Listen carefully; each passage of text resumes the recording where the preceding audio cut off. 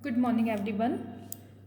अब जो है हम इस टॉपिक को कंटिन्यू करेंगे, effect of electronegativity on the shape of molecules. इससे पहले जो है हमने हाइब्रिडाइजेशन के कंसेप्ट पे जो है मॉलिक्यूल्स की ज्योमेट्री पढ़ी थी, फिर उसके बाद हमने आयंस की ज्योमेट्री भी डिस्कस की थी। अब जो नेक्स्ट टॉपिक है कि जो आपके पास इलेक्ट्रोनेगेटिविटी होती है, हमने पीरियोडिक प्रॉपर्टीज़ वाले चैप्टर में पढ़ी थी। इलेक्ट्रोनेगेटिविटी क्या होती है? Means tendency of the attach atom to attract shared pair of electrons towards itself. वो होती है उस एटम की इलेक्ट्रोनेगेटिविटी। कोई एटम जितना ज़्यादा इलेक्ट्रोनेगेटिव होगा दैट मीन उसकी जो है इलेक्ट्रॉन, जो शेयर्ड पेयर ऑफ इलेक्ट्रॉन्स हैं, उनको अपनी तरफ अट्रैक्ट करने की टेंडेंसी जो है ज़्यादा है। अब हम यहाँ पे पढ़ेंगे कि उस इलेक्ट्रोनेगेटिविटी का जो है मॉलिक्यूल की शेप के ऊपर क्या इफेक्ट पड़ता है। ओके, अब ये जो है दो तरीके से होती है। देखो जैसे हमारे पास है, first one is effect of change of electronegativity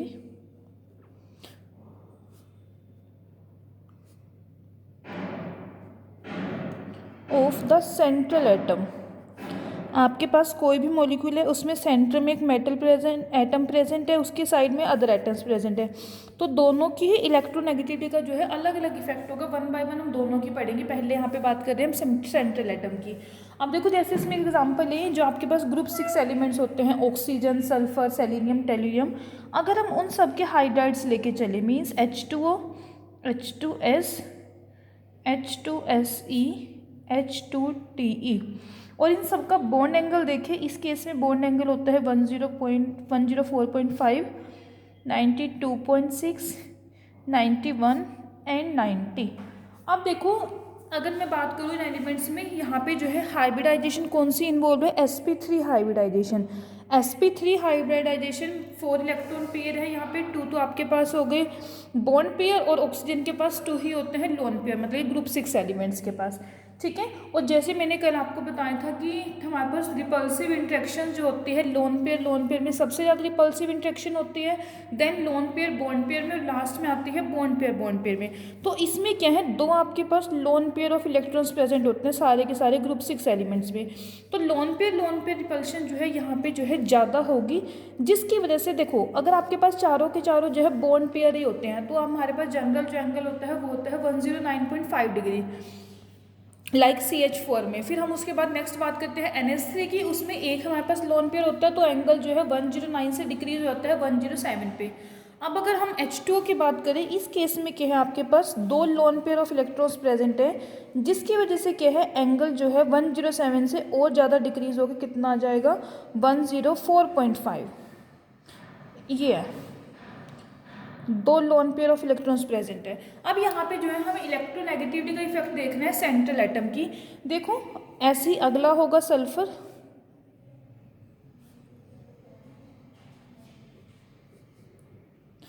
अब अगर मैं इसकी बात करूं, ऑक्सीजन जो है इन चारों में सबसे ज़्यादा इलेक्ट्रोनेगेटिव ऑक्सीजन है, और इलेक्ट्रोनेगेटिव का मतलब क्या है कि जो शेयर्ड पेयर ऑफ इलेक्ट्रॉन्स होंगे वो इसके ज़्यादा क्लोज होंगे, मतलब कि इस बॉन्ड में जो है 2 इलेक्ट्रॉन है वो दोनों ऑक्सीजन के ज़्यादा क्लोज होंगे।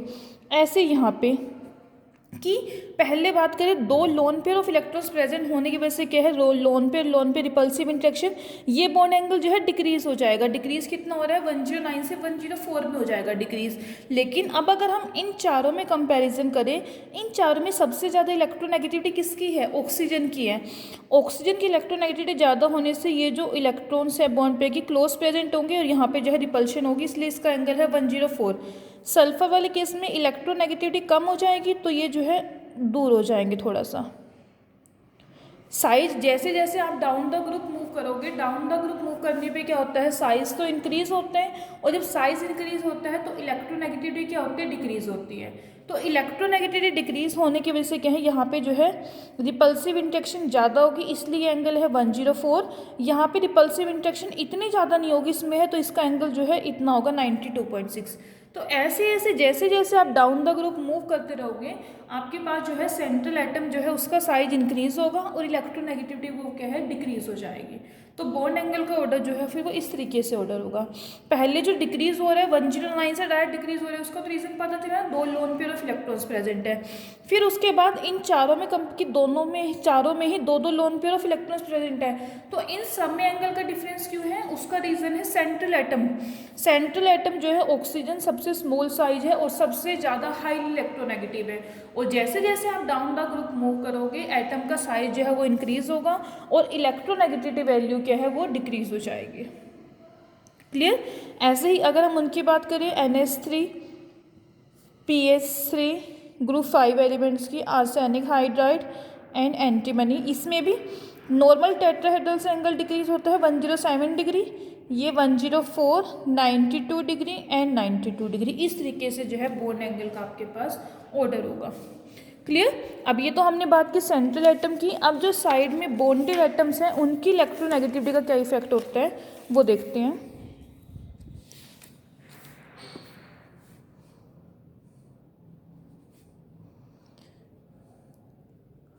इफेक्ट ऑफ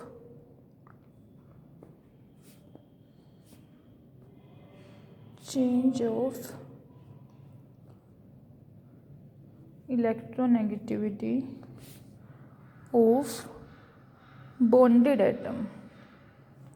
अब देखो बॉन्डेड एटम की जैसे हम बात करें, सपोज करो सेंट्रल एटम यहाँ पे सेम है, फॉस्फोरस ही हम लेके चल रहे हैं, PF3 PCl3 PBr3 and PI3।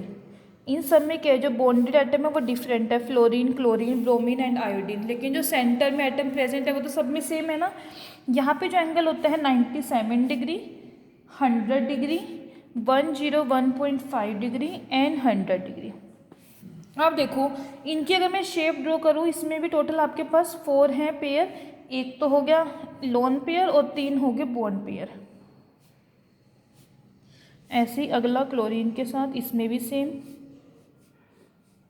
तो अब एक लोन पेयर होने की वजह से टेट्राहेड्रल से तो एंगल जो है कम हो गया इसका। लेकिन अब अगर हम बात करें, फ्लोरीन जो है इन चारों में सबसे ज़्यादा इलेक्ट्रोनेगेटिव है।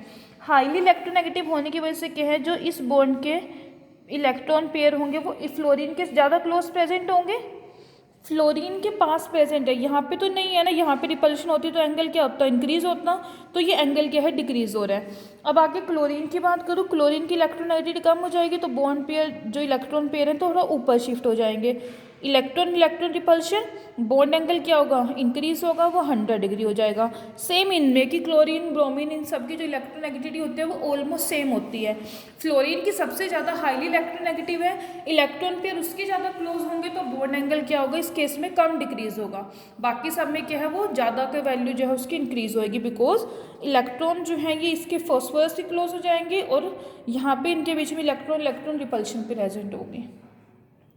ओके तो इस वे में जो है 2 वे से है आपके पास इलेक्ट्रोनेगेटिविटी का इफेक्ट, कि अगर आपके पास सेंट्रल एटम है और या फिर बॉन्डेड एटम है, सिर्फ आपको उसमें ये कंपेयर करना है कि सेंट्रल में चाहे एटम है या फिर बॉन्डेड एटम है, उनमें से कौन सा कितना ज़्यादा इलेक्ट्रोनेगेटिव है।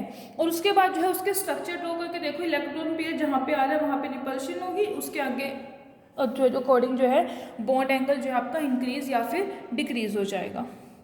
क्लियर। अब जो हाइब्रिडाइजेशन वाला कंसेप्ट है वो कंप्लीट होता है। अब जो आपके पास नेक्स्ट थ्योरी आती है, वैलेंस शेल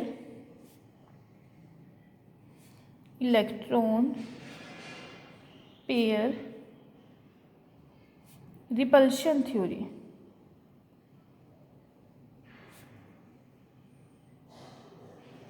इसको हम बोलते हैं वेस्पर थ्योरी भी बोलते हैं इसको।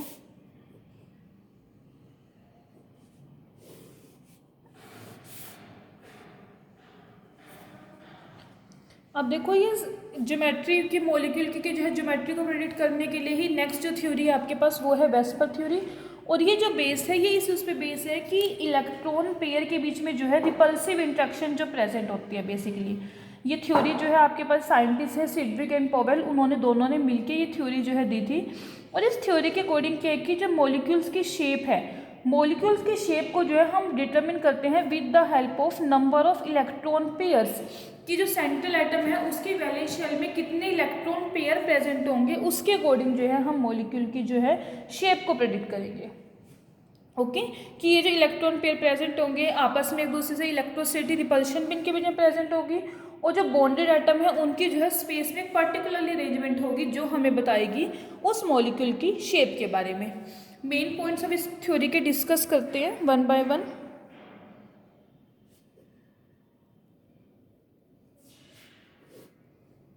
अब देखो फर्स्ट जो इसका मेन पॉइंट है कि जो ज्योमेट्री है मॉलिक्यूल की वो किसके ऊपर डिपेंड करेगी, it depend on the number of valence shell electron pair. Geometry depends on number of valence shell electron pairs, चाहे वो बॉन्डेड है या फिर नॉन बॉन्डेड, उससे हमें कुछ वो नहीं है, हमें सिर्फ यहाँ पे वैलेंस शेल इलेक्ट्रॉन पेयर देखने हैं कि जो मॉलिक्यूल की ज्योमेट्री है वो डिपेंड करेगी कितने आपके पास जो है इलेक्ट्रॉन पेयर्स जो है वो प्रेजेंट है वैलेंस शेल में। ओके, लाइक फॉर एग्जांपल जैसे हम बात करें कार्बन की, मीथेन की, CH4। अब इसमें देखो कार्बन ने जो है चारों के चारों अपने वैलेंस इलेक्ट्रॉन्स यूज़ करे हैं 4 बॉन्ड पेयर बनाने के लिए। ऐसे ही अगर मैं वाटर की बात करूँ, इस केस में भी क्या है आपके पास टोटल अगर हम बात करें ऑक्सीजन की 1s2 2s2 2p4, टोटल इसके पास जो वैलेंस इलेक्ट्रॉन्स है वो 6 वैलेंस इलेक्ट्रॉन्स प्रेजेंट है। तो आपके पास जो है यहाँ पे कार्बन 4 वैलेंस इलेक्ट्रॉन्स, ऐसे ही ऑक्सीजन 1 2 3 4 5 एंड 6 वैलेंस इलेक्ट्रॉन्स।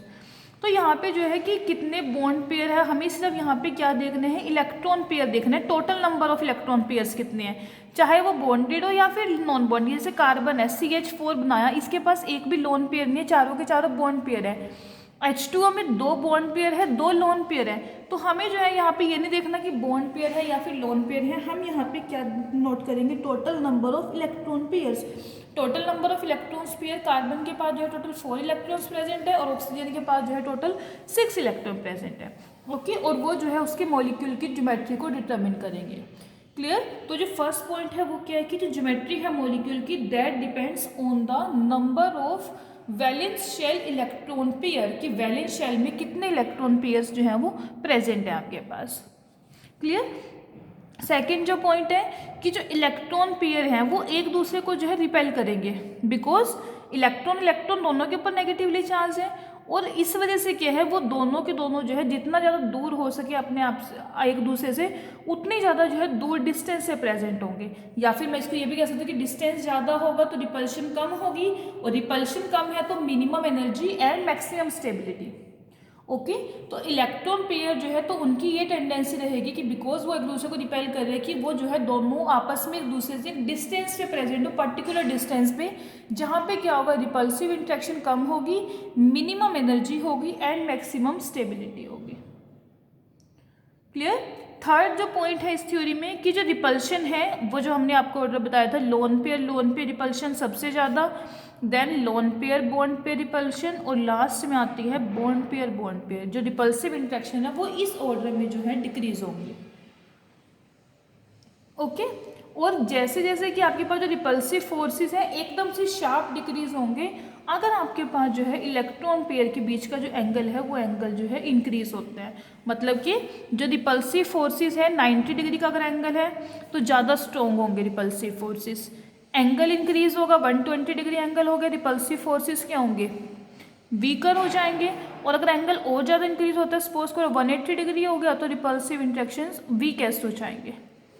ठीक है, तो अगर बॉन्ड एंगल इलेक्ट्रॉन पेयर्स के बीच में जो है वो इंक्रीज होता है तो जो रिपल्सिव फोर्सेस हैं वो क्या होंगे, शार्पली डिक्रीज करेंगे। क्लियर। अब इसमें जो है अगर आपके पास जो है सेंट्रल एटम जो है उसके साइड में सिमिलर बॉन्डेड पेयर प्रेजेंट है तो उस ज्योमेट्री को हम बोलते हैं रेगुलर ज्योमेट्री। यहाँ पे आपके पास 2 तरीके की ज्योमेट्री होगी, regular geometry and irregular geometry. Regular geometry क्या हुई कि जिसमें जो सेंट्रल एटम है उसके साइड में जो बॉन्डेड इलेक्ट्रॉन पेयर है वो सिमिलर है, तो उस ज्योमेट्री को हम कहेंगे कि वो कैसी है, रेगुलर ज्योमेट्री है। और इरेगुलर कि जिसमें जो है बॉन्ड पेयर भी प्रेजेंट है और लोन पेयर भी प्रेजेंट है। रेगुलर होगी जिसमें सिमिलर बॉन्डेड इलेक्ट्रॉन पेयर है, और इरेगुलर ज्योमेट्री जो होगी इसमें क्या है, bond pair as well as lone pair दोनों ही प्रेजेंट होंगे, जिसकी वजह से यहाँ पे क्या है, ज्योमेट्री में इसकी इरेगुलरिटी आ जाएगी और इसको हम बोलेंगे इरेगुलर ज्योमेट्री। फॉर एग्जांपल जैसे आपके पास मॉलिक्यूल है CH4, सारे के सारे बॉन्ड पेयर हैं, BF3 है, SF6 है, जितने भी हैं सारे बॉन्डेड पेयर है, तो इन सब की जो ज्योमेट्री है इसको हम बोलेंगे रेगुलर ज्योमेट्री।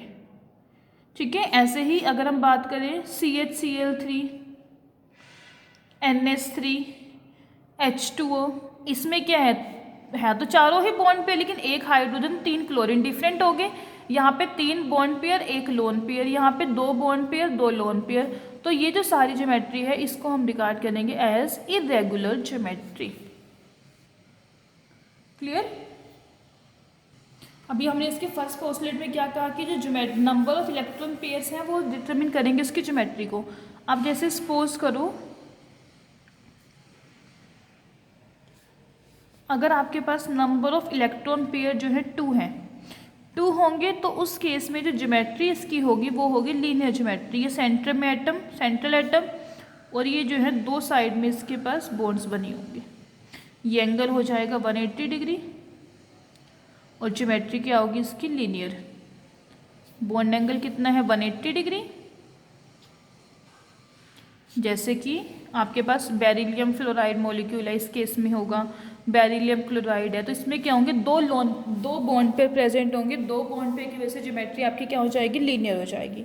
फिर अगर आपके पास नंबर ऑफ इलेक्ट्रॉन पेयर जो है वो 3 है, 3 सेंटर में एटम, एक ऊपर की साइड होगा, ऐसे ही 2 नीचे की साइड होंगे एटम। टोटल 3 बॉन्ड पेयर हमें बनाने हैं ना इस केस में, और बॉन्ड एंगल जो होगा 120 डिग्री होगा। जैसे कि BH3 है बोरोन हाइड्राइड, ऐसे ही BF3, BCl3, इन सब के केस में जो आपके पास ये ज्योमेट्री होगी। इसको हम क्या बोलेंगे, ट्राइंगल बन रही है और प्लेन में है, तो इस ज्योमेट्री को बोलेंगे ट्राइगोनल प्लेनर। ओके, ऐसे ही सिमिलर वे में अब अगर आपके पास जो है नंबर ऑफ इलेक्ट्रॉन पेयर्स 4 हो जाते हैं, नंबर ऑफ इलेक्ट्रॉन्स पेयर 4, एक ऊपर की साइड और 3 बॉन्ड पेयर नीचे की साइड।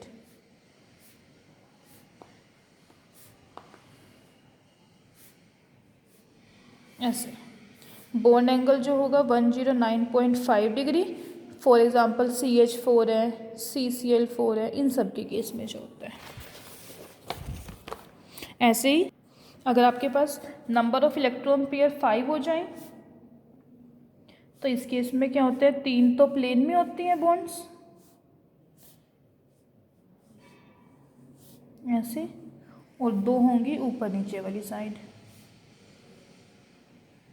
ठीक है, इस शेप को बोलेंगे ट्राइगोनल बाइपिरामिडल। अब इस वाले केस में ये जो एंगल है, एक तो एंगल 90 डिग्री और इन तीनों के बीच में आपस में ये वाला जो एंगल है ये होगा 120 degree. For example PF5। Okay, ऐसे ही अगर नंबर ऑफ इलेक्ट्रॉन पेयर 6 हो जाए, 6 के केस में 4 तो स्क्वायर प्लेन में होंगे बॉन्ड्स और एक एक ऊपर नीचे होंगे।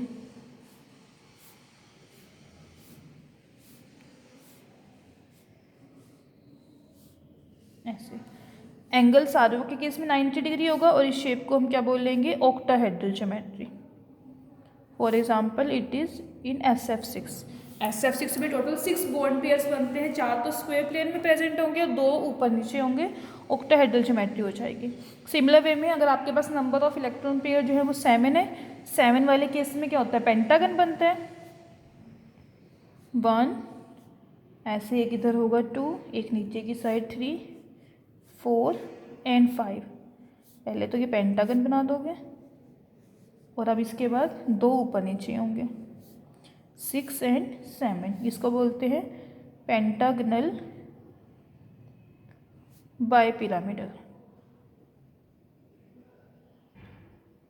अब फिर से इस केस में जो ये पांचों तो एक प्लेन में है, एक प्लेन में ऐसे है, ऊपर की साइड है, तो उसका एंगल कितना होगा 90 डिग्री, और वैसे इन पांचों का ये वाला एंगल कितना होगा 72 डिग्री। फॉर एग्जांपल IF7 के केस में यही होती है ज्योमेट्री पेंटागनल बाइपिरामिडल। ओके, तो ये तो थी आपके पास वेस्पर थ्योरी। अब आगे इसकी एप्लीकेशन पढ़ते हैं, मीन्स कि कैसे ये जो थ्योरी है इसकी हेल्प से जो है हम मॉलिक्यूल्स की शेप्स को प्रिडिक्ट कर सकते हैं। Applications of VSEPR theory.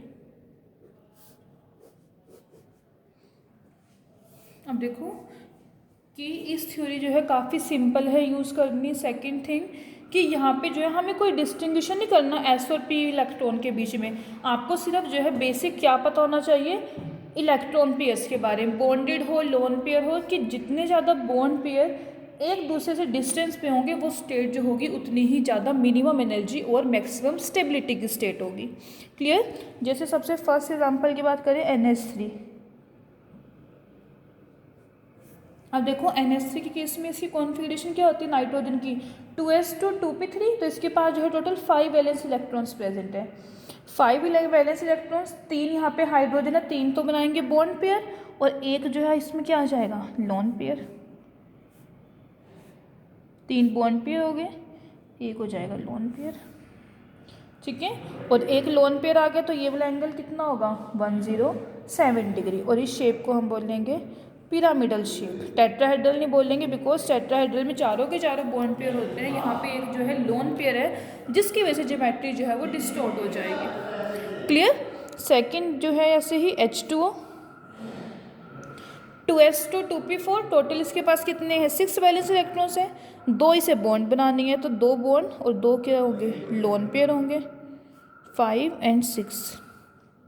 अब इस केस में क्या ज्योमेट्री में और भी ज़्यादा डिस्टोर्शन आ गया तो एंगल जो है वो 107 से भी डिक्रीज होकर 104.5 डिग्री हो जाएगा, और ये जो शेप है इसको बोलते हैं बेंट या फिर एंगुलर शेप।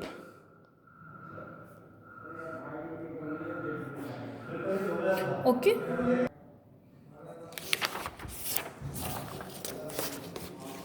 अब देखो जैसे नेक्स्ट अगर आपके पास आते हैं, आपको इसी बेस पे बनाना है हाइड्रोनियम आयन H3O पॉजिटिव। इसमें क्या है आपके पास वाटर में सिंपल आपके पास 2 बॉन्ड पेयर और 2 लोन पेयर आ रहे थे, यहाँ पे जो है एक हाइड्रोजन प्रेजेंट है in the form of H positive ion. ठीक है, तो इस केस में क्या है आपके पास जो टोटल जो है 3 आपको बॉन्ड पेयर बनाने हैं, तो लोन पेयर तो कितना रह जाएगा एक नॉर्मल हाइड्रोजन, दूसरी भी नॉर्मल हाइड्रोजन, तीसरी है H पॉजिटिव। तो ये जो थर्ड बॉन्ड बनेगी इसके साथ ये कैसी होगी आपके पास कोऑर्डिनेट बॉन्ड होगी। ऑक्सीजन के ही दोनों इलेक्ट्रॉन जो है यूज़ होंगे इस वाले बॉन्ड को बनाने के लिए इस तरीके से।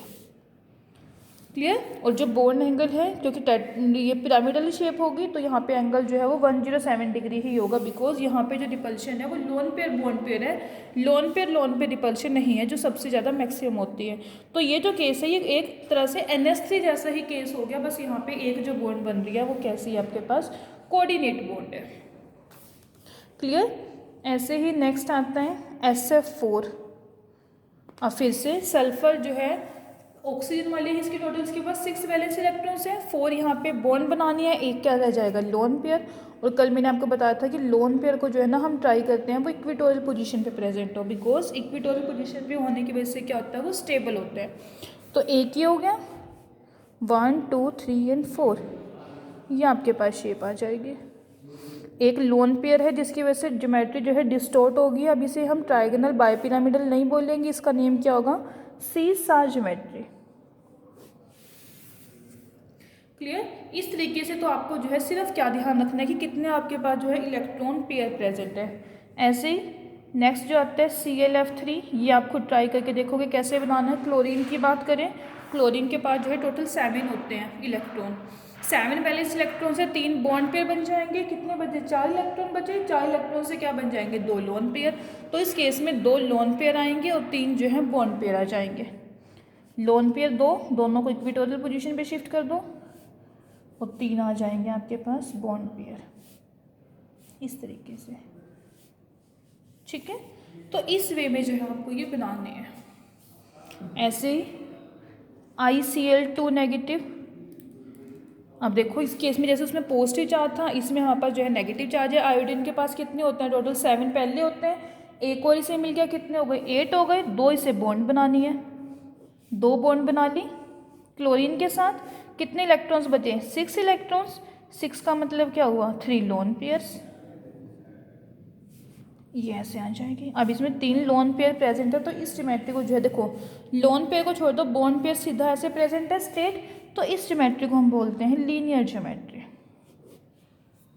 क्लियर। तो ये जो थ्योरी है इसको यूज़ करना जो है, इसकी मेन एप्लीकेशन ये है कि इसे सिंपल है यूज़ करना। सिर्फ आपको जो है क्या पता होना चाहिए, number of electron pair, number of electrons pair कितने हैं वो काउंट कर लो, फिर कितनी बॉन्ड बनानी है वो माइनस कर दी, बाकी जो बचेगी वो क्या होगी, सारी लोन पेयर। और लोन पेयर को ट्राई करना है कि वो जो है इक्वेटोरियल पोजीशन पे आए, एक्सियल पोजीशन पे ना आए। ओके, तो ये जो वेस्पर थ्योरी है ये कंप्लीट होती है। अब जो नेक्स्ट थ्योरी है that is molecular orbital theory.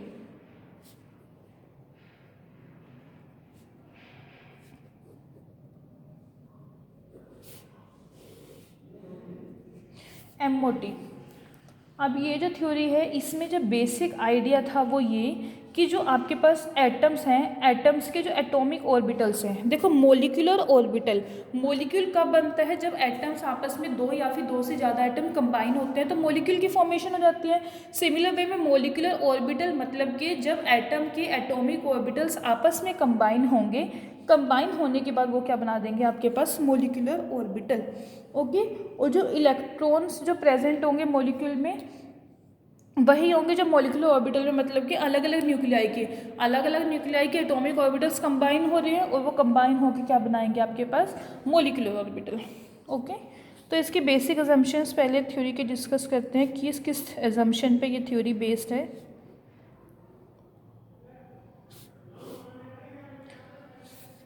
अब देखो सबसे फर्स्ट तो यही कि जो मॉलिक्यूल होगा इसमें हमने ये कंसिडर करके चल रहे हैं कि जो मॉलिक्यूल है it is quite different from the constituent atoms, के जो एटम्स हैं उनसे जो है काफ़ी डिफरेंट होगा मॉलिक्यूल जो आपके पास बनेगा।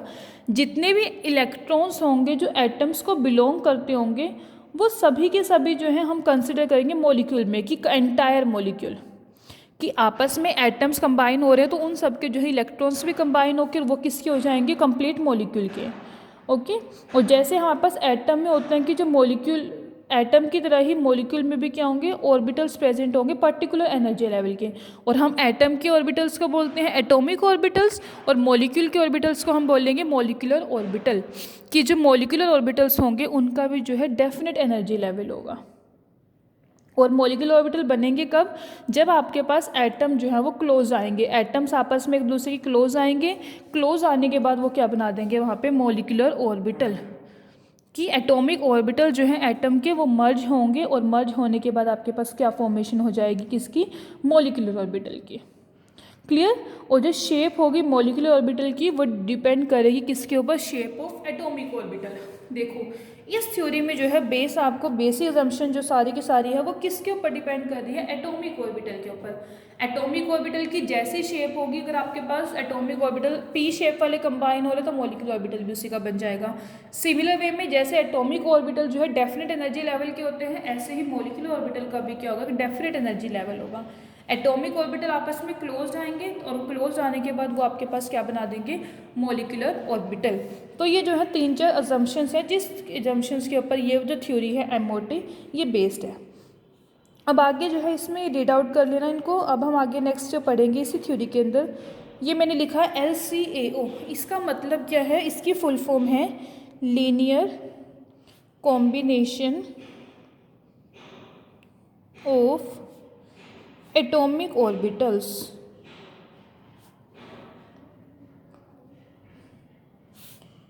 Linear combination of atomic orbitals.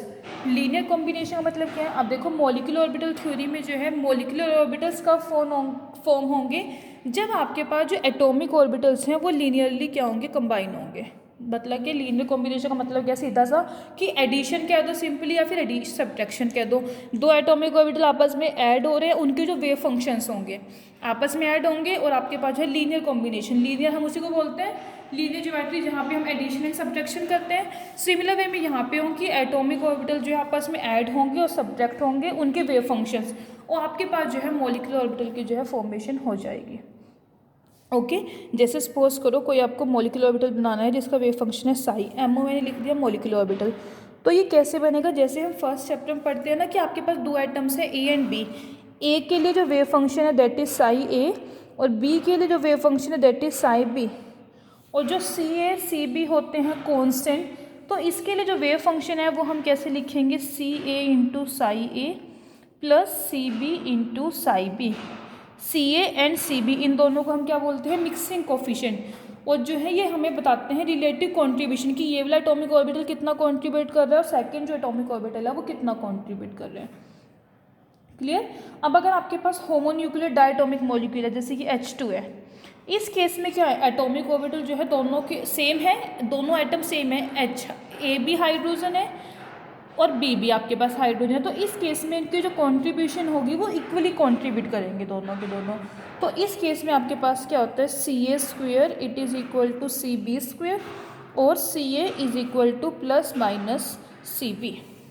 C and C B क्या है, मिक्सिंग कोफिशिएंट, जो क्या बता रहे हैं कॉन्ट्रीब्यूशन के बारे में कि कौन सा पर्टिकुलर ऑर्बिटल कितना कॉन्ट्रीब्यूट कर रहा है। अब अगर आपके पास होमोन्यूक्लियर मॉलिक्यूल है, दोनों में कि उस केस में क्या होंगे, एटम सेम होंगे, तो उनकी कॉन्ट्रीब्यूशन भी जो है सेम हो जाएगी।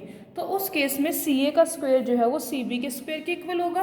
अब जैसे हम वहाँ पे वैल्यू लेते थे, सिंपली इनकी वैल्यू ले लो कि if C A is equal to 1 तो सी बी की वैल्यू यहाँ से कितनी आ जाएगी, प्लस माइनस 1। तो साई इज इक्वल टू, एक आ जाएगा Sai A plus psi B और सेकंड आ जाएगा साई ए माइनस साई बी। यहाँ पे माइनस साइन आ गया तो इसको हम जो है स्टार से रिप्रेजेंट करते हैं, बिकॉज साई वाला जो आपके पास आया है जहाँ पे एडिशन से आ रहे हैं उससे वो होता है बॉन्डिंग मॉलिक्यूलर ऑर्बिटल, और जो साई स्टार है ये वाला होता है एंटी बॉन्डिंग मॉलिक्यूलर ऑर्बिटल। अब जितने number of molecular orbitals form होंगे, number of molecular orbitals form वो किसके इक्वल होंगे, number of atomic orbitals combine. अगर आपके पास 2 एटॉमिक ऑर्बिटल कंबाइन हो रहे हैं तो 2 मॉलिक्यूलर ऑर्बिटल फॉर्म हो जाएंगे, 4 एटॉमिक ऑर्बिटल कंबाइन हो रहे हैं तो 4 मॉलिक्यूलर ऑर्बिटल जो है फॉर्म हो जाएंगे। तो कितने number of molecular orbital form होंगे वो डिपेंड करेगा कितने नंबर ऑफ एटॉमिक ऑर्बिटल जो है वो आपस में कंबाइन हुए हैं।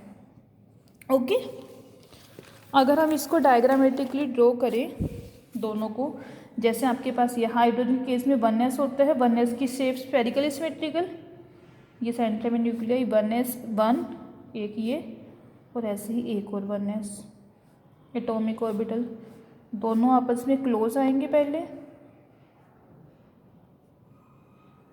और अब ये जो है एक में चेंज हो जाएंगे बॉन्डिंग ऑर्बिटल में। ये बन गया सिग्मा 1s। ठीक है, सेकंड माइनस था ना उसमें बीच में सब्ट्रैक्शन।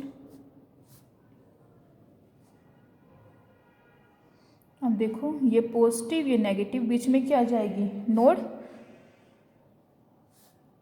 और ये ऐसे आ जाएंगे आपके पास, इनके बीच में जो है एक नोड प्रेजेंट है, इसको बोलेंगे सिग्मा स्टार 1s। जो सिग्मा स्टार 1s है वो किसको रिप्रेजेंट कर रहा है, एंटी बॉन्डिंग को। ओके, कि जो आपके पास ये बीच में प्लेन है यहाँ पे इलेक्ट्रॉन डेंसिटी क्या हो जाएगी, 0 हो जाएगी, और इस प्लेन को हम बोलते हैं नोडल प्लेन। सेकेंड में भी इसको ऐसे भी कह सकते हैं कि बॉन्डिंग में कंट्रीब्यूट नहीं करेगा, इसलिए इस मॉलिक्यूलर ऑर्बिटल को हम बोल लेंगे एंटी बॉन्डिंग मॉलिक्यूलर ऑर्बिटल, और इसको रिप्रेजेंट करेंगे सिग्मा स्टार के साथ। अब देखो ये जो बॉन्डिंग और एंटी बॉन्डिंग मॉलिक्यूलर ऑर्बिटल है इसको हमने रिप्रेजेंट करा ऐसे सिग्मा 1s के साथ और सिग्मा स्टार 1s के साथ। 1s जो है यहाँ पे क्या इंडिकेट कर रहे हैं कि जो मॉलिक्यूलर ऑर्बिटल आपके पास फॉर्म हो रहा है किससे हुआ है, वो फॉर्म 1s एटॉमिक ऑर्बिटल से, और जो ऊपर स्टार दिखाया है ये स्टार रिप्रेजेंट कर रहा है एंटी बॉन्डिंग को। 1s क्या रिप्रेजेंट कर रहा है कि जो मॉलिक्यूलर ऑर्बिटल फॉर्म हुआ है उसमें जो है आपके पास एटॉमिक ऑर्बिटल जो कंबाइन हुए हैं वो भी कौन से हैं, 1s, और स्टार रिप्रेजेंट करेगा एंटी बॉन्डिंग को। और सिग्मा बेसिकली कि मैंने यहाँ पे ये सिग्मा ही यूज़ करा है, सिग्मा यहाँ पे क्या रिप्रेजेंट कर रहा है कि जो ऑर्बिटल है वो क्या है, मॉलिक्यूलर एक्सिस के लोग जो है सिमेट्रिकल है। सिग्मा क्या रिप्रेजेंट करेगा, that the molecular orbital it is symmetrical about the molecular axis, कि जो आपका मॉलिक्यूल का एक्सिस है उसमें जो है वो सिमेट्रिकल है। अब जो सिग्मा यूज़ कर रहे हैं सिमेट्रिक की रोटेशन, अगर हम इंटर न्यूक्लियर एक्सिस के लोग जो है रोटेशन करते हैं 180 डिग्री से, तो ऑर्बिटल जो है वो सेम रहेगा। देखो जैसे ये आया आपके पास सिग्मा 1s, इसी को मैं दोबारा से ड्रॉ करती हूँ, ऐसे ये सिग्मा 1s है, ये इसका इंटरन्यूक्लियर एक्सिस है, इसके लोग अगर मैं इसको 180 डिग्री की रोटेशन दूँ, रोटेट करा हमने इसको 180 डिग्री से, तो फिर भी जो है आपके पास सेम यही मिलेगा आपको बिल्कुल। ये देखो ऐसे है, ये इसको मैं ऐसे 180, ये ऐसे करने, इसको ऐसे 180 डिग्री के लोग रोटेट कर दूँ, सेम ही तो रहा बिल्कुल, तो मतलब कि ये क्या है, सिमेट्रिक है।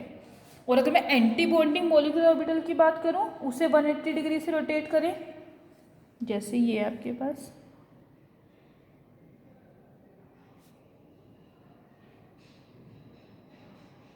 सिग्मा स्टार 1s,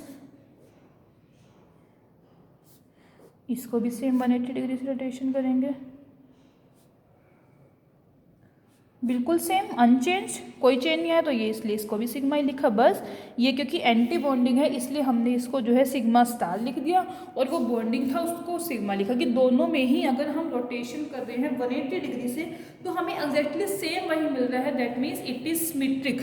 इसको हम बोलेंगे सिमेट्रिकल रोटेशन है दोनों केस में।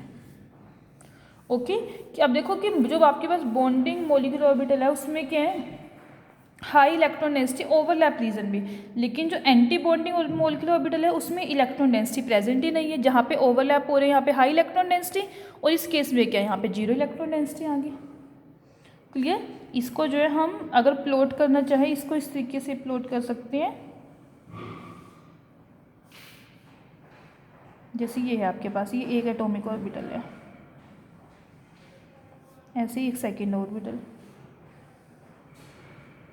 ठीक है। ये HA जहाँ पे हाईएस्ट इलेक्ट्रॉन डेंसिटी है, ये HB, और जो दूसरा आपके पास आया मॉलिक्यूलर ऑर्बिटल,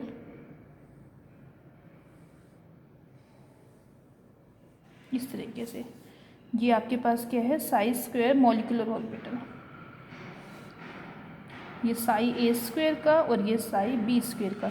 यहाँ पे जो ये प्रोबेबिलिटी डेंसिटी है ये क्या होगी, हाईएस्ट प्रोबेबिलिटी डेंसिटी होगी, ये जो मैंने डार्क लाइन से शो करी है, हायर प्रोबेबिलिटी डेंसिटी।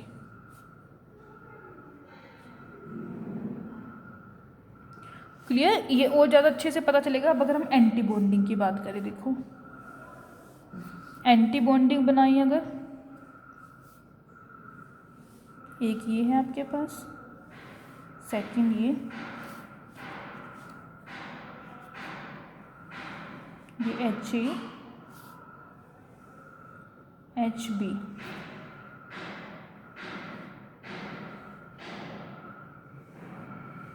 ये देखो ये 0 प्रोबेबिलिटी डेंसिटी। अब पता लगा डिफरेंस दोनों में, क्या दिखाना चाह रही हूँ यहाँ पे क्या है कि दोनों जब ओवरलैप कर रहे हैं उस टाइम पे हाईयर प्रोबेबिलिटी डेंसिटी है, लेकिन इस केस में ओवरलैप जो कर रहे हैं 0 प्रोबेबिलिटी डेंसिटी है, इसलिए हम इसको बोलते हैं कि यहाँ पे जो है आपके पास एक नोड प्रेजेंट है। क्लियर? तो जो बॉन्डिंग मॉलिक्यूलर ऑर्बिटल है उसको आप सिंपली रिप्रेजेंट करोगे, sigma is equal to psi A plus psi B। Psi A psi B के हैं उन एटम के, एटम A का वेव फंक्शन साई A और एटम B का जो वेव फंक्शन है इट इज साई B। और जो प्रोबेबिलिटी डेंसिटी होगी उसको फाइंड आउट करोगे स्क्वायर करके, इसका Sai A plus psi B का स्क्वायर, ओपन कर दोगे Sai A square plus psi B square plus 2 psi A into Sai B। अब देखो साई स्क्वायर की वैल्यू जो है ग्रेटर होगी than psi A square plus psi B square, because यहाँ पे दोनों का हम सम ले रहे हैं और एक हमारे पास ये वाला फैक्टर जो है ये भी एडिशनल ऐड हो रहा है यहाँ पे। और अगर हम एंटी बॉन्डिंग की बात करें, psi star is equal to psi A minus psi B, इसका स्क्वायर करेंगे psi A square plus psi B square minus 2 psi A psi B। इसमें क्या हो रहा है, ये एडिशनल जो फैक्टर है ये ऐड हो रहा है इसके अंदर, तो साई स्क्वायर की वैल्यू जो है इन दोनों से ज़्यादा है। इस केस में ये माइनस हो रहा है, तो ये जो वैल्यू होगी वो इन दोनों से कम होगी, मैथमेटिकल होगी बात। अभी मैंने यहाँ पे कहा ना प्रोबेबिलिटी डेंसिटी यहाँ पे ज़्यादा होगी, साई स्क्वायर ज़्यादा है, बिकॉज इसमें ये फैक्टर ऐड हो रहा है। यहाँ पे साई स्टार की वैल्यू कम होगी क्योंकि यहाँ पे ये जो फैक्टर है ये क्या हो रहा है, इसमें से माइनस हो रहा है। ओके, तो जो साई स्टार स्क्वायर है ये लेस होगा Sai A square plus psi B square. कितना लेस होगा, इस अमाउंट से इतना लेस हो जाएगा। ठीक है, इसीलिए हम कहते हैं कि जो प्रोबेबिलिटी है इलेक्ट्रॉन को लोकेट करने की एंटी बॉन्डिंग मॉलिक्यूलर ऑर्बिटल में, वो दोनों ही एटॉमिक ऑर्बिटल से जो है वो कम होगी, इसीलिए इसको रिगार्ड करते हैं as anti bonding molecular orbital. Clear. अब इन दोनों की एनर्जी की बात करिए, एक आपके पास आ गया बॉन्डिंग एटॉमिक और मॉलिक्यूलर ऑर्बिटल और एक हो गया एंटी बॉन्डिंग। एनर्जी का ऑर्डर अगर हम इनका ड्रॉ करें, अब देखो ये आपके पास एक है 1s एटॉमिक ऑर्बिटल, ऐसे ही सेकंड 1s एंड 1s, दो एटॉमिक ऑर्बिटल, तो मॉलिक्यूलर ऑर्बिटल भी कितने बनेंगे, दो। जो बॉन्डिंग बनेगा वो लो एनर्जी पे होगा और जो एंटी बॉन्डिंग बनेगा वो हाई एनर्जी पे होगा, ऐसे। ये sigma 1s bonding molecular orbital और ये होगा सिग्मा स्टार 1s। ठीक है, दोनों में डिफरेंस देखिए कि क्या डिफरेंस है। बॉन्डिंग मॉलिक्यूलर ऑर्बिटल जो है ये कैसे बन रहा है, जब हम दो एटॉमिक ऑर्बिटल्स की एडिशन कर रहे हैं, ओवरलैपिंग हो रही है। एंटी बॉन्डिंग में सब्ट्रैक्शन हो रही है। इस केस में, बॉन्डिंग वाले केस में, इलेक्ट्रॉन डेंसिटी जो है वो उनकी जो बीच का रीजन है सेंटर का, वहाँ पे मैक्सिमम होगी, इस केस में लेसर होगी सेंटर में। क्लियर। और इसकी जो एनर्जी है बॉन्डिंग वाले की लोअर एनर्जी मैक्सिमम स्टेबिलिटी, इसकी higher energy minimum stability. Clear.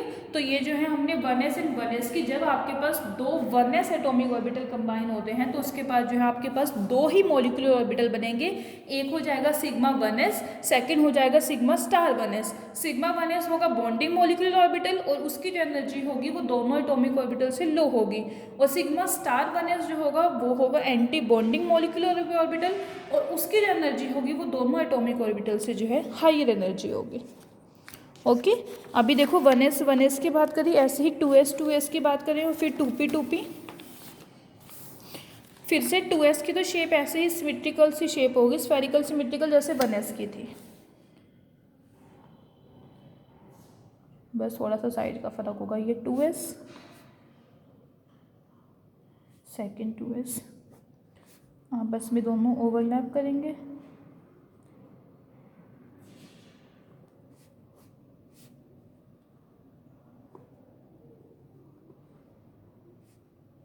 Sigma 2s क्या आ जाएगा। ठीक है, एडिशन करी, ऐसे एक बार सब्ट्रैक्शन 2s 2s।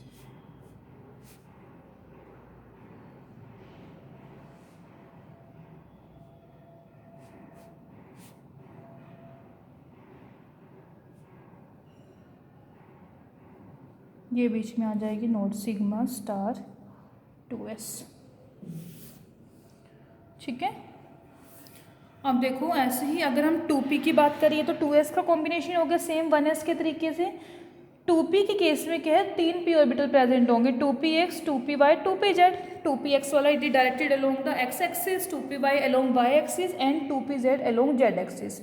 और जो एक्स वाई एक्सिस होते हैं वो इंटर न्यूक्लियर एक्सिस के जो है, अगर हम इंटर न्यूक्लियर एक्सिस जेड को लेके चलेंगे तो आपस में, दोनों आपस में क्या होंगे, परपेंडिकुलर होंगे। ऐसे देखो, जैसे ही आपके पास जेड एक्सिस है, एक्स एंड वाई आपस में दोनों क्या होने चाहिए, परपेंडिकुलर होने चाहिए। ठीक है। अब अगर हम बात करें 2pz की बात करें, अगर दोनों 2pz कंबाइन होते हैं, देखो 1 बाय 1 तीनों को डिस्कस करेंगे। एक लोब पॉजिटिव होती है, एक लोब नेगेटिव, 2pz। ऐसे ही अगला, ये दूसरा 2pz, पॉजिटिव नेगेटिव,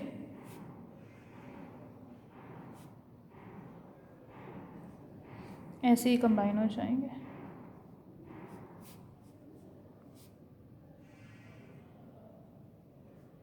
ये आ जाएंगे ऐसे कंबाइन होके, पॉजिटिव नेगेटिव एंड नेगेटिव। ठीक है, ऐसे ही अगला,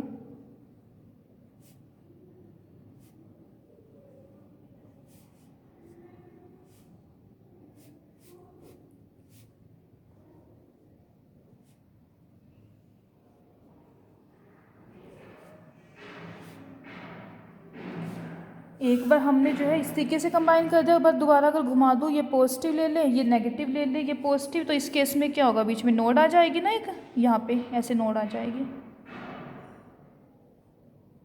नेगेटिव पॉजिटिव। और ये कौन सा होगा, सिग्मा स्टार 2pz, ये होगा आपका सिग्मा 2pz। दोनों में डिफरेंस पता लगा। एक बार हमने क्या करा, दो 2pz ऑर्बिटल लेके उनको ऐड कर दिया, ऐड करने पे आपके पास ये आ गया सिग्मा 2pz। दूसरी बार हमने दोनों को लेके सब्ट्रैक्ट कर दिया, सब्ट्रैक्ट करेंगे तो ये पॉजिटिव है, ये भी नेगेटिव, और ये पॉजिटिव, साइन चेंज हो जाएंगे, यहाँ पे क्या आ जाएगी आपके पास लो, बीच में नोड आ जाएगी।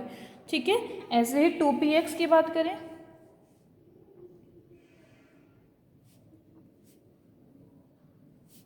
पॉजिटिव पॉजिटिव नेगेटिव नेगेटिव, ये तो साइड वाइज ओवरलैप होंगे ऐसे।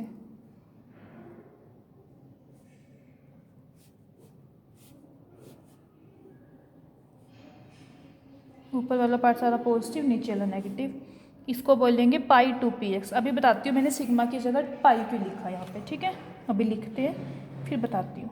अगला, अब सब्ट्रैक्ट करने, पॉजिटिव नेगेटिव, साइन चेंज होंगे, ये पॉजिटिव ये नेगेटिव ये पॉजिटिव, तो इस केस में क्या होगा, सेंटर में नोड आ जाएगी, ये नोड आ गया, ये है पॉजिटिव, ये है नेगेटिव, ये है नेगेटिव, ये है पॉजिटिव, इसको बोलेंगे पाई स्टार 2px। अब देखो कि जो आपके पास ये पाई ऑर्बिटल बन रहे हैं, ये मोलिकुलर एक्सिस के लोग जो है सिमेट्रिकल नहीं है। क्यों? क्योंकि देखो पाई 2px है या फिर पाई 2p स्टार y दोनों है, इनको अगर मैं 180 डिग्री के लोग रोटेट करती हूँ, ऐसे रखा है, इसको ऐसे रोटेट करूँगी, पॉजिटिव ऊपर है नेगेटिव नीचे है, जब रोटेट करेंगे नेगेटिव ऊपर पॉजिटिव नीचे, सिमेट्रिक तो नहीं मिली ना हमें रोटेशन, तो इसलिए जो है इसको हमने पाई से रिप्रेजेंट करा है। सिमिलर वे में इस केस में रोटेट करोगे, यहाँ नेगेटिव आ जाएगा, यहाँ पॉजिटिव, और यहाँ पॉजिटिव यहाँ पे नेगेटिव, तो हमारे पास जो है दोनों ही केस में इनको क्या बोलेंगे हम, these are anti symmetric to rotation, की अगर हम इसमें रोटेशन कर रहे हैं तो हमें सिमेट्रिक नहीं एंटी सिमेट्रिक मिल रही है, इसलिए जो है हम इनको जो है पाई से रिप्रेजेंट कर रहे हैं। क्लियर? ऐसे ही 2py वाले करोगे, 2py वालों में भी ऐसे होगा, आपके पास रोटेशन करने में एक मिल जाएगा पाई 2px और दूसरा मिल जाएगा pi star 2px, sorry pi star 2py, Y बोलेंगे ना क्योंकि उसमें वाई कंबाइन हो रहे हैं। ओके, रोटेशन का देखो जैसे ही है, पॉजिटिव नेगेटिव, ये है आपका इंटरन्यूक्लियर एक्सिस, इसके लोग आपको ऐसे रोटेट करना है 180 डिग्री पे। जब रोटेट करोगे 180 डिग्री से तो क्या होगा, ये नेगेटिव ऊपर आ जाएगा, पॉजिटिव नीचे आ जाएगा, लोब्स का साइन चेंज हो गया। ऐसे ही इस वाले केस में पॉजिटिव नेगेटिव नेगेटिव पॉजिटिव, जब इसे करोगे ये नेगेटिव ये पॉजिटिव ये नेगेटिव, लोब्स का साइन चेंज हो रहा है, तो ये क्या है, रोटेशन करने पे एंटी सिमेट्रिक है, it is anti symmetric to rotation, तो सिग्मा सिमेट्रिक और जो पाई होगा वो एंटी सिमेट्रिक। अब जो हम एटॉमिक ऑर्बिटल्स को कंबाइन करके मॉलिक्यूलर ऑर्बिटल फॉर्म कर रहे हैं, उसके लिए भी जो है कुछ एक कंडीशंस होती हैं, अगर वो कंडीशन सेटिस्फाई है तभी आपके पास जो है ऑर्बिटल्स ओवरलैप करेंगे, ऐसा नहीं कि कोई भी आपके पास ओवरलैप हो जाएंगे। तो फर्स्ट जो कंडीशन है वो आती है एनर्जी, कि जो एटॉमिक ऑर्बिटल्स कंबाइन हो रहे हैं आपस में, उनकी एनर्जी में जो है बहुत ज़्यादा डिफरेंस नहीं होना चाहिए, मतलब कि अप्रोक्सीमेटली जिनकी एनर्जी दोनों के आपस में एटॉमिक ऑर्बिटल की सेम होगी वही कंबाइन होंगे। जैसे देखो इधर से 1s उधर से 1s दोनों की एनर्जी सेम होती है ना, तो वो कंबाइन होंगे, ऐसा नहीं कि आप इधर से 1s ले लो उधर से 3s ले लो, एनर्जी में बहुत ज़्यादा डिफरेंस आ जाएगा ना। तो फर्स्ट जो कंडीशन है वो है एनर्जी, कि जो एटॉमिक ऑर्बिटल्स हैं, एनर्जी है उनकी एटॉमिक ऑर्बिट की, that should not differ much, कि दोनों में जो है आपस में बहुत ज़्यादा एनर्जी डिफरेंस नहीं होना चाहिए। ओके, सेकंड कंडीशन है ओवरलैपिंग, कि जो एटॉमिक ऑर्बिटल्स जो कंबाइन हो रहे हैं वो सिर्फ तभी कंबाइन होंगे अगर उसमें कुछ एक कंसिडरेबल एक्सटेंट जो है ओवरलैपिंग की होगी, ओवरलैप करेंगे तभी वो जो है आपस में कंबाइन हो पाएंगे, विदाउट ओवरलैपिंग जो है वो कंबाइन नहीं होंगे। थर्ड है सिमिट्री, कि जो कंबाइनिंग एटॉमिक ऑर्बिटल्स हैं उनकी जो है इंटरन्यूक्लियर एक्सिस के अलोंग जो है सिमिट्री जो है वो सेम सिमिट्री होनी चाहिए, अगर सिमिट्री सेम है तभी वो जो है आपके पास कंबाइन होंगे, अदरवाइज जो है वो कंबाइन नहीं होंगे। ओके, तो तीन कंडीशन है, पहली एनर्जी में बहुत ज़्यादा डिफरेंस नहीं आना चाहिए, सेकंड की कुछ एक उनकी ओवरलैपिंग होनी चाहिए, विदाउट ओवरलैपिंग वो आपस में कंबाइन नहीं होंगे, कंसिडरेबल ओवरलैपिंग होगी तभी कंबाइन होंगे, and third one is symmetry, की जो इंटरन्यूक्लियर एक्सिस के लोग दोनों ही एटॉमिक ऑर्बिटल्स की सिमेट्री है वो सेम होनी चाहिए, सेम होगी तभी जो है वो आपस में कंबाइन हो पाएंगे, अदरवाइज जो है वो कंबाइन नहीं होंगे। ओके, अब आगे आते हैं एनर्जी लेवल डायग्राम पे, फिर मॉलिक्यूलर ऑर्बिटल्स के एनर्जी लेवल डायग्राम ड्रॉ करेंगे।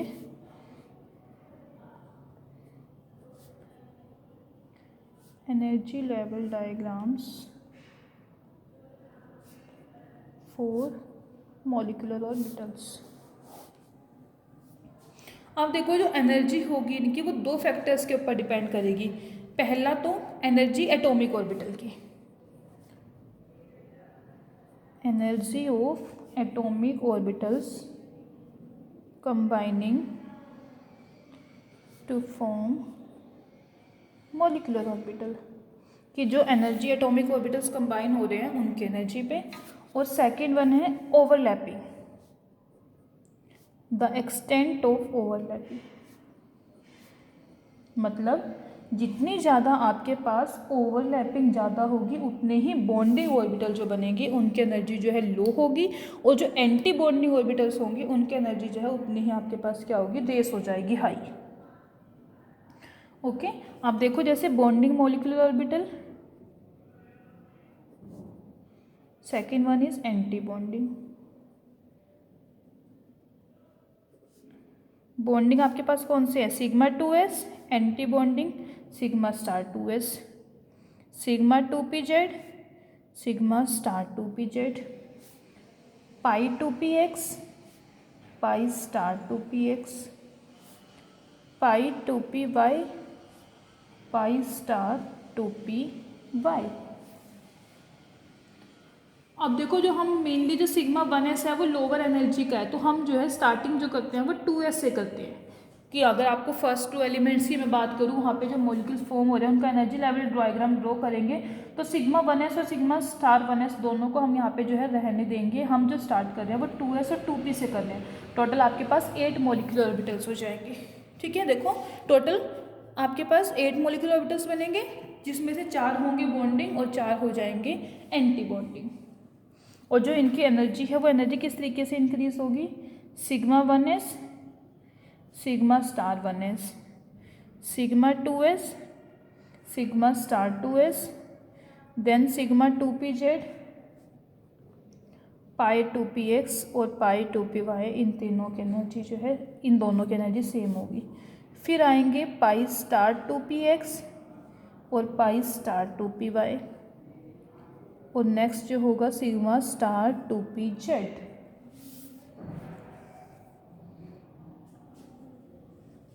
ठीक है, तो एनर्जी जो है आपके पास इस ऑर्डर में जो है एनर्जी इंक्रीज होगी।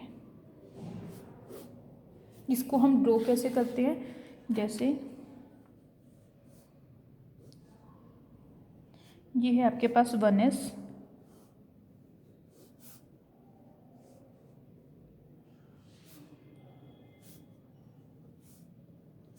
सिग्मा 1s, सिग्मा 1s नहीं, सिग्मा नहीं, खाली 1s, sigma 1s, sigma star 1s। इसके बाद नेक्स्ट आएगा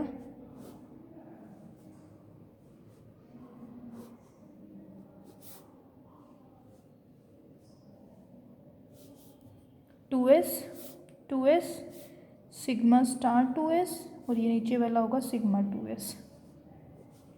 पी के 3 है एटॉमिक ऑर्बिटल, ऐसे इधर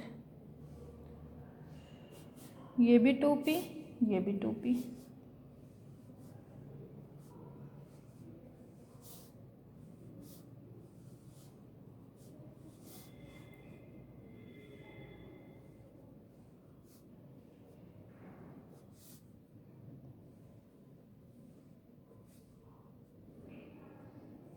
नीचे वाला सिग्मा 2pz, पाई 2px, पाई 2py, ऐसे ये पाई स्टार 2px, पाई स्टार 2py, और ये वाला होगा सिग्मा स्टार 2pz।